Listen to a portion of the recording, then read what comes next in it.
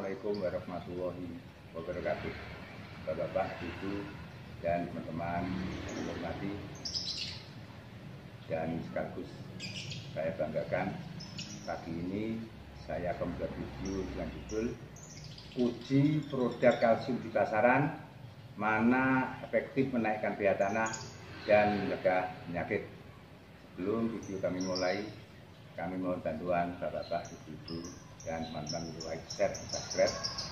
Dengan like, share, dan subscribe, kami lebih giat lagi membuat konten-konten yang lebih kreatif, serta bapak-bapak, ibu-ibu, dan teman-teman selalu mengikuti konten kreatif kami selanjutnya.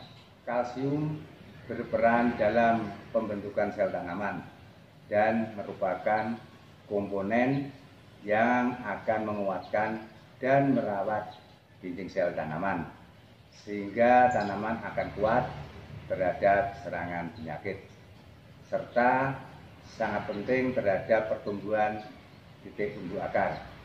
Bila terjadi defisiensi Ca, maka pembentukan dan pertumbuhan akar akan terganggu, sehingga penyerapan saudara akan terhambat. Pada tanah asam atau pH rendah, akibat dari penambahan ion H positif, unsur fosfat, kalium, kalsium, dan magnesium tidak mudah terserap tanaman. Adapun langkah yang terbaik adalah menaikkan pH tanah dulu, agar unsur fosfat, kalium, kalsium, dan magnesium terserap dengan mudah. Yang jadi masalah, apakah kalsium mampu menaikkan pH tanah?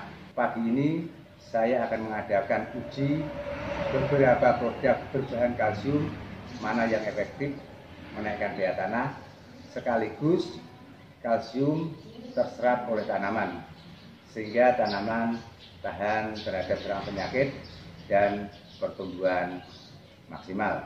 Adapun bahan untuk uji produk berbahan kalsium yang mana yang efektif menaikkan pH tanah sekaligus kalsiumnya terserap oleh tanaman.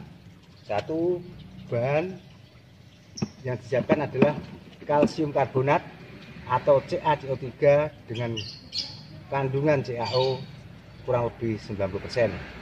Bahan yang kedua adalah kalsium flak, yaitu dengan rumus kimia CaCl2 dengan kandungan CaO kurang lebih 90%. Dan bahan yang ketiga adalah dolomit, yaitu dengan rumus kimia CaMg CO3 2 kali dengan kandungan CaO kurang lebih 30%. Dan bahan yang keempat adalah kalsium hidroksida atau dengan rumus kimia CaOH, yaitu kandungan CaO kurang lebih 25%. Dan langkah selanjutnya adalah kita ukur masing-masing media tanam, yaitu 4 media tanam, dan pH meter saya menunjukkan angka pH normal.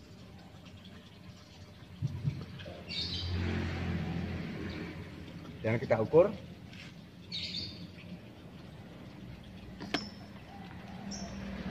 media tanam pertama, yaitu pH-nya yaitu 5,5. Kita tulis di sini untuk sebagai pengingat-ingat. Dan yang kedua adalah kita cuci dulu.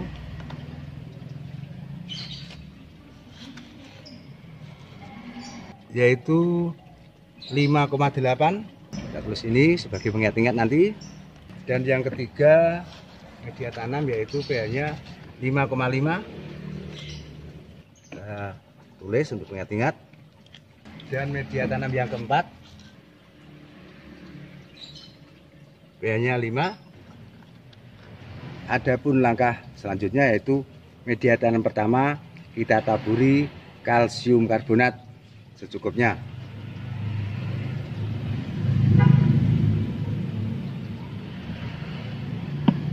Atau CaCO3 yang biasa dipakai petani.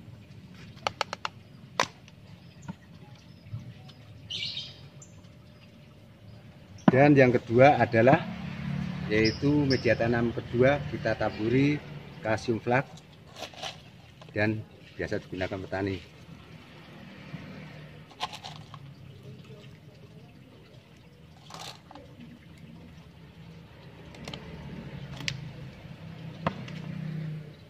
Yang ketiga yaitu media tanam kita taburi dolomit dan biasa digunakan petani.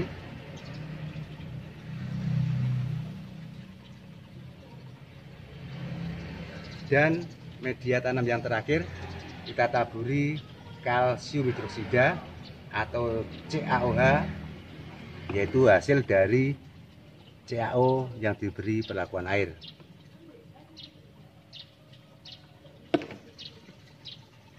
Dan langkah selanjutnya kita siram sedikit dengan air agar cepat terjadi reaksi.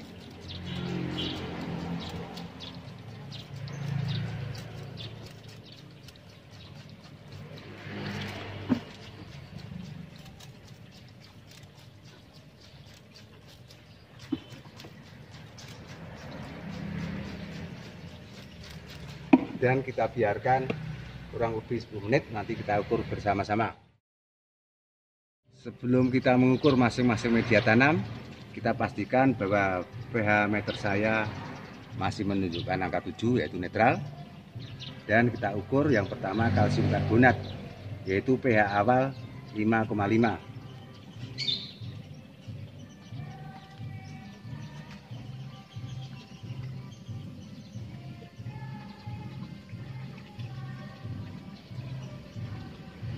pH-nya malah turun menjadi 5. Kita tulis di sini 5 pH-nya.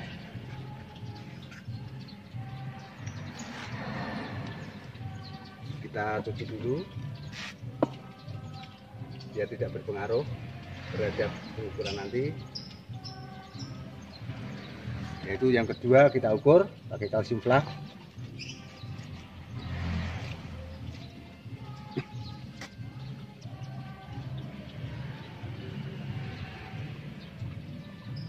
pH-nya turun menjadi 4,5. Kita tulis. Dan kita cuci lagi. Dan yang ketiga adalah dolomit. Kita ukur.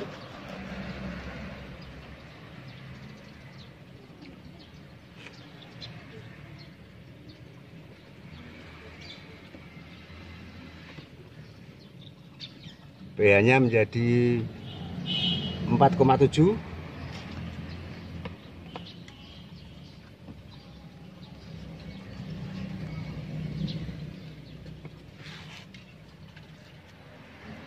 Dan yang terakhir adalah kalsium hidroksida.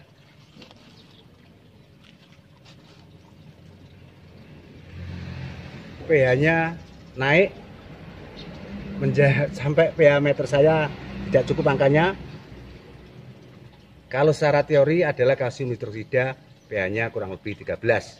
Karena jarum sudah mentok melebihi dari 8. Kita buat aja seperti teori yang ada, yaitu 13. Pot pertama yaitu perlakuan dengan kalsium karbonat atau CaCO3 dengan pH awal 5,5. Setelah kita taburi dengan kalsium karbonat, yaitu pH-nya menjadi 5. Berarti kesimpulannya kalsium karbonat tidak bisa menaikkan pH tanah. Sementara supaya unsur fosfat, kalium, kalsium dan magnesium terserap sempurna, dan salah satunya adalah kalsium untuk meningkatkan atau untuk mempertebal dinding sel, tidak akan terjadi. Karena apa? pH-nya tetap rendah.